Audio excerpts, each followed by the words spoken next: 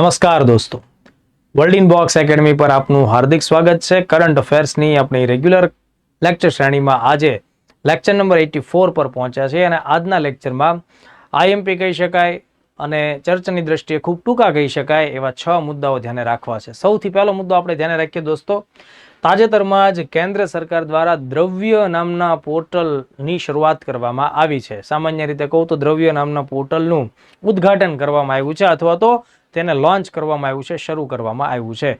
તો મિત્રો, હવે તમને પરીક્ષામાં જે સવાલ પૂછાશે તો આ દ્રવ્ય પોર્ટલનો ઉદ્દેશ શું છે, પહેલા તો આ એક એંગલ ખબર પડવી જોઈએ। દ્રવ્ય પોર્ટલ કઈ સંસ્થા અથવા તો કયું મંત્રાલય એના દ્વારા આ લોન્ચ કરવામાં આવેલું છે।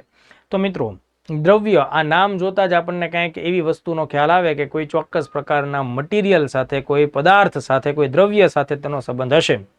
તો મિત્રો, આ ઔષધિઓ સાથે જોડાયેલું છે અને એમાં પણ ખાસ કરીને જે આયુર્વેદિક ઔષધિઓ હોય એ અંગે લોકોમાં જાગૃતિ વધે એટલે આ એક વેબસાઇટ છે, આ વેબ પોર્ટલ છે કે જેના ઉપર જઈ અને ચોક્કસ પ્રકારની આપણી આસપાસની દુનિયામાં જોવા મળતી એવી વનસ્પતિઓ કે જેના ઔષધીય ગુણો આપણને ખ્યાલ નથી તો એ વિશેનો ખ્યાલ આપણને મળે। કદાચ આપણે લીમડો, તુલસી, અદરક આવી અમુક વનસ્પતિઓ કે પદાર્થો વિશે જાણતા હોઈએ, પણ એ સિવાય પણ ઘણી બધી એવી બાબતો હોય તો સરકાર માટે સંશોધન કરતી સંસ્થાઓ, યુનિવર્સિટીઓ એની પાસે જે લેટેસ્ટ માહિતી હોય બધી જ વિગતો ઓનલાઈન પોર્ટલથી આપણા સુધી પહોંચાડવાનો સરકારનો આ એક બહુ જ સારો પ્રયત્ન છે। તો આ દ્રવ્ય પોર્ટલનું પૂરું નામ આપણને ધ્યાને રાખવું પડે, ચાન્સ ઓછા છે કે દ્રવ્યનું પૂરું નામ પૂછાય, પણ એમ છતાં આપણે એકવાર સરકાર આપેલી માહિતી પ્રમાણે ધ્યાને રાખીએ। Digitised retrieval application for versatile yardstick of AYUSH substance. મિત્રો, આયુષ મંત્રાલય આપણા દેશમાં કામ કરે છે। આયુષ મંત્રાલય અલગ અલગ શાખાઓ ઉપર કામ કરે છે, જેમ કે એ છે તો એ આયુર્વેદ ઉપર કામ કરે છે। અહીંયા જે વાય લખ્યો છે તો એ યોગા ટેકનિક ઉપર કામ કરે છે।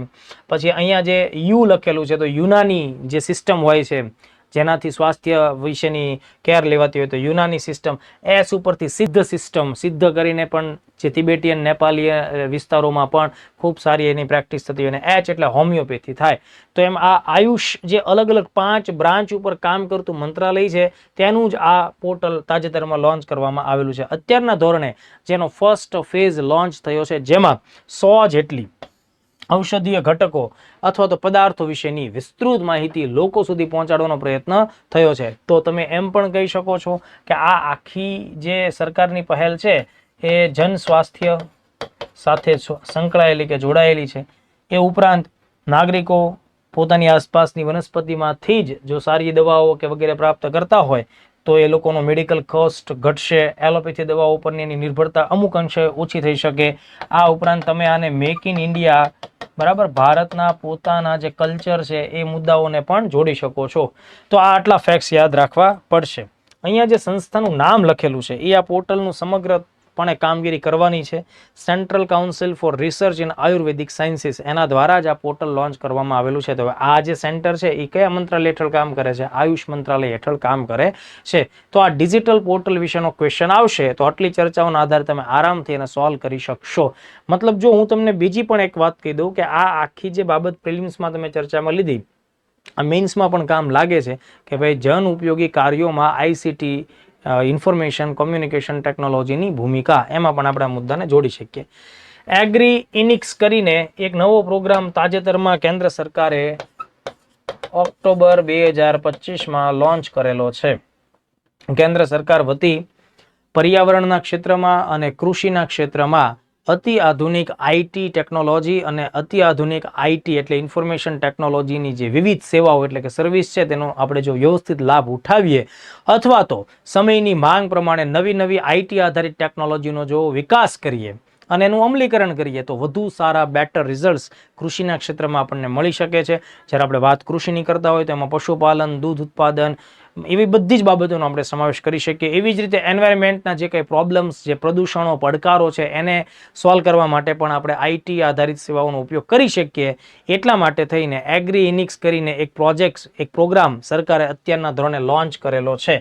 તો આ રાષ્ટ્રીય સ્તરનો કાર્યક્રમ છે। ક્યારે શરૂ થયો દોસ્તો? ઓક્ટોબર 2025માં। આ પ્રોજેક્ટ કયા મંત્રાલયે ચાલુ કર્યો? તો જ્યારે વાત અહીંયા આપણે મોટાભાગે આઈટીની જ કરવાની હોય તો ministry of electronics and information technology, જેને આપણે ટૂંકમાં મેઇટી આવા ટૂંકાક્ષરી નામથી પણ ઓળખતા હોઈએ છીએ. ઉદ્દેશ મેં જણાવ્યો, રિપીટ પણ કરી દઉં છું. કૃષિ તથા પર્યાવરણના ક્ષેત્રોમાં આઈટી આધારિત વિવિધ સેવાઓ માટે સંશોધનને પ્રોત્સાહિત કરવું, એના વિકાસને પ્રોત્સાહન આપવું, વિકાસ થયા બાદ જે તે ટેકનોલોજીનું અમલીકરણ કરાવવું, એનું કેવું રિઝલ્ટ મળે છે, પ્રદર્શન એનું શું છે એ, અને આગળ જતા એ ટેકનોલોજી સફળ સાબિત થાય છે ત્યારે એનું કોમર્શિયલાઇઝેશન એટલે વાણિજ્યકરણ કરવું. આ બધી કામગીરીમાં અલગ અલગ સ્ટેપ ઉપર આ પ્રોજેક્ટ અંતર્ગત તમામ રીતની સુવિધા મળવાની છે. હવે બીજો આઈએમપી પ્રશ્ન, આ આખો આઈએમપી પ્રોજેક્ટ નેશનલ લેવલ ઉપર લાગુ થશે તો આ પ્રોજેક્ટનું સંચાલન કોણ કરશે? તો દોસ્તો ખાસ ધ્યાન રાખજો, આપણા દેશમાં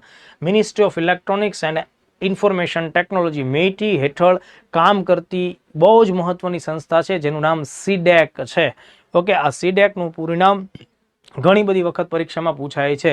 દોસ્તો સીડેકનું વડું મથક છે પૂના ખાતે આવેલું છે, પણ તેની બ્રાન્ચીસ દેશના અલગ અલગ શહેરોમાં છે. તો કલકત્તા ખાતે સીડેકનું જે સેન્ટર છે, સીડેક કલકત્તા, એના દ્વારા આ આખા પ્રોજેક્ટનું અમલીકરણ થવાનું છે. સીડેકનું પૂરું નામ શું થશે?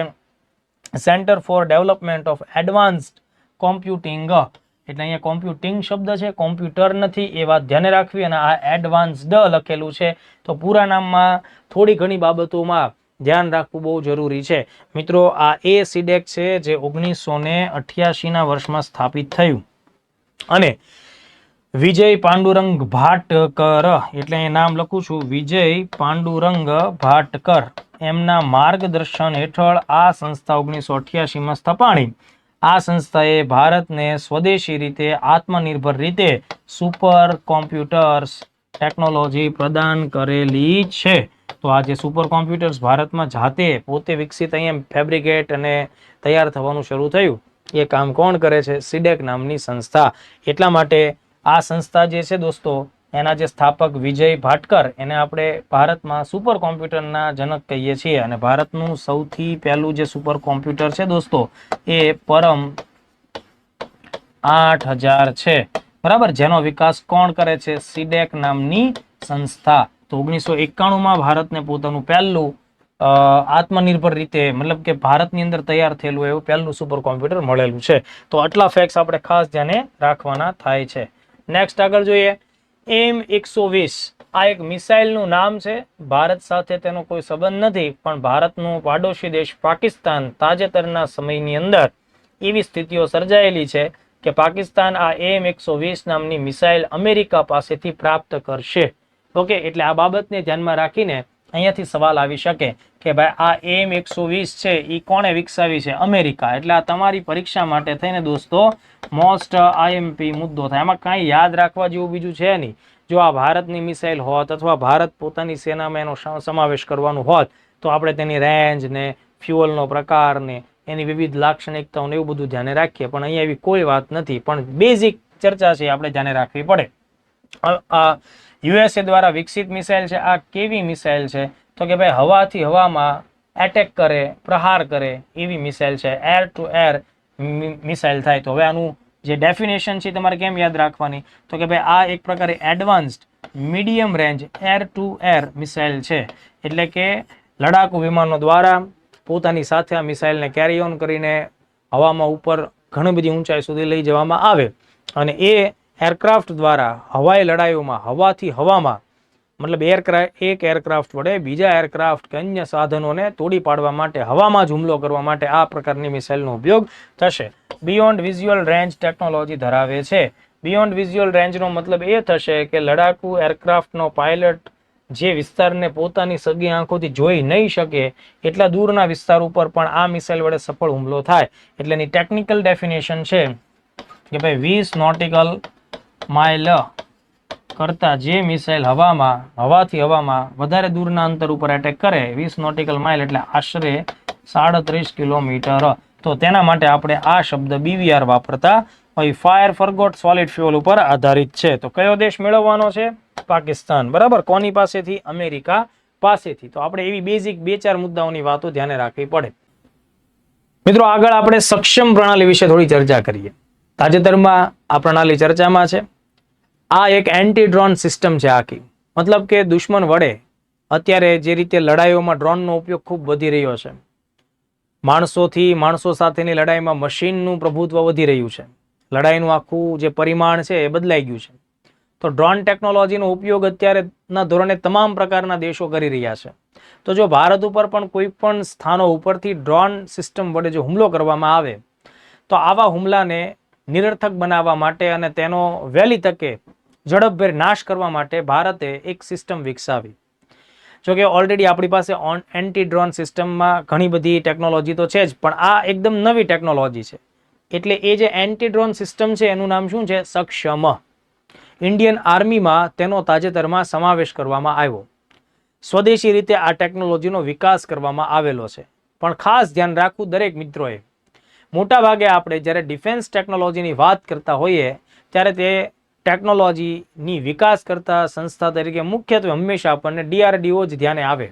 પણ અહીંયા તમે ભૂલ ખાઈ જશો તો તમે DRDOનું નામ ટીક કરશો તો આ જે આખી સિસ્ટમ છે મિત્રો, એન્ટી ડ્રોન સિસ્ટમ, એ ભારત ઇલેક્ટ્રોનિક્સ લિમિટેડ, એ પણ ભારત સરકારની જ પોતાની કંપની છે, BEL હૈદરાબાદ ખાતે આવેલી છે.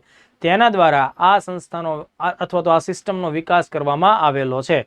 તો ખાસ ધ્યાન રાખો મિત્રો, સક્ષમનું પૂરું નામ પણ આપણને આપવામાં આવેલું છે, situational awareness for kinetic soft and hard kill assets management. Indian આર્મીએ તાજેતરમાં તેને કાર્યરત કરી છે, એટલે દેશભરના ન્યૂઝમાં આનો સમાવેશ થાય છે અને કરંટમાં પણ મહત્વનો પ્રશ્ન બની શકે. મેં હમણાં જ વાત કરી એમ કે ભાઈ દુશ્મનો દ્વારા ડ્રોન વડે જે હુમલો કરવામાં આવે તો તેની સિચ્યુએશનલ અવેરનેસ આપણામાં આવશે, એની માહિતી મળશે, વહેલી તકે આપણે એનો નાશ કરી શકીએ એ પ્રકારની બાબત બનશે. એને ટેકનિકલ ભાષામાં શું કહેવાય? આજે મેં વાત કરી એને ટેકનિકલ ભાષામાં CUAS કહેવાય, કાઉન્ટર અનમેન એરિયલ સિસ્ટમ. એટલે માનો કે તમને લોકોને પરીક્ષામાં પૂછાય છે કે ભાઈ તાજેતરમાં ઇન્ડિયન આર્મીમાં સામેલ કાઉન્ટર અનમેન એરિયલ સિસ્ટમનો સમાવેશ કરવામાં આવ્યો, તેનું નામ જણાવો તો સક્ષમ અથવા સક્ષમ શું છે આ તમને જવાબ આપી શકે. આ એની ડેફિનેશન કહેવાય, આ એનું પૂરું નામ કહેવાય. પણ પૂરા નામમાંથી સવાલ ન પણ આવે, પૂરું નામ જણાવો એવો સવાલ ન પૂછાય, પણ સક્ષમ શું છે તો એ એક પ્રકારે CUAS છે. CUAS એટલે કે કાઉન્ટર અનમેન એરિયલ સિસ્ટમ. અત્યારના ધોરણે તેના જે લક્ષણો દર્શાવવામાં આવેલા છે તેમાં એ 3000 મીટર એટલે કે 10,000 ફૂટ સુધીના ઊંચાઈ ક્ષેત્રમાં રહેલા કોઈ પણ પ્રકારના દુશ્મનના ખતરાને, એરિયલ ટાર્ગેટને એ આઈડેન્ટિફાય કરી શકે અને એને નિરર્થક બનાવવા માટે કાઉન્ટર હુમલો પણ કરી શકવા સક્ષમ છે. ખાસ તો અહીંયા જે ભારત ઇલેક્ટ્રોનિક્સ લિમિટેડ નામની સંસ્થાએ એનો વિકાસ કર્યો એ પણ પ્રશ્ન બની શકે છે. ચાલો નેક્સ્ટ આપણે ધ્યાને રાખીએ. હવે જે 5મો અને 6ઠ્ઠા નંબરનો જે મુદ્દો છે દોસ્તો, એ એન્વાયરમેન્ટલ બાયોલોજી સાથે સંકળાયેલો છે અને એ બંને ફૂગ સાથે સંકળાયેલા મુદ્દાઓ છે. તો પૂર્વોત્તરમાં તાજેતરમાં જ અરુણાચલ પ્રદેશ રાજ્યના જંગલોમાં એક ચોક્કસ પ્રકારની ફૂગની નવી જાતિ મળી આવી છે, જેને સંશોધકોએ નામ આપ્યું છે બ્રીજ ઓપોરસ કનાડી. બ્રીજ ઓપોરસ કનાડી આ ફૂગની નવી મળી આવેલી પ્રજાતિ છે.